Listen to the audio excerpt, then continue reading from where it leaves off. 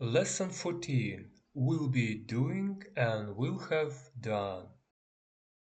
1. Future continuous. In the middle of an action. We use will be doing when we talk about an action that will be in progress at a specific time in the future. It means we will be right in the middle of doing it. Examples. This time next week I'll be on holiday. I'll be lying on the beach. Or don't phone between 7 and 8. We'll be eating. 2. Future perfect.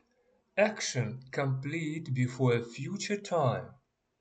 We use will have done to say that something will already be finished or complete before a specific time or event in the future. Examples. The film will already have started by the time we get to the cinema.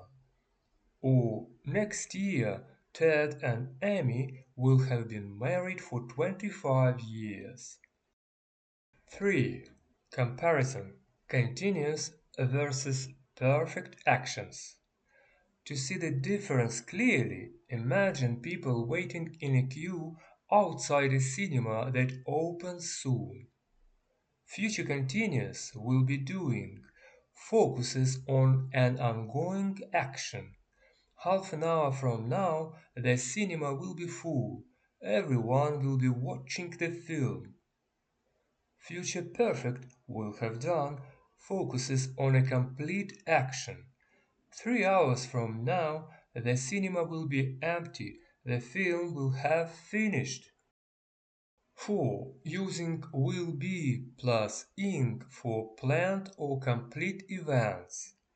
We also use the future continuous form to talk about complete, scheduled actions in the future, similar to how we use the present continuous for arrangements.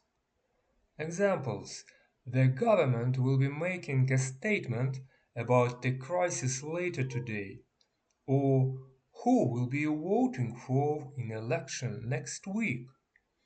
Please take the quiz below the video to support your knowledge, and don't forget to write in the comments how many answers you got right. Bye!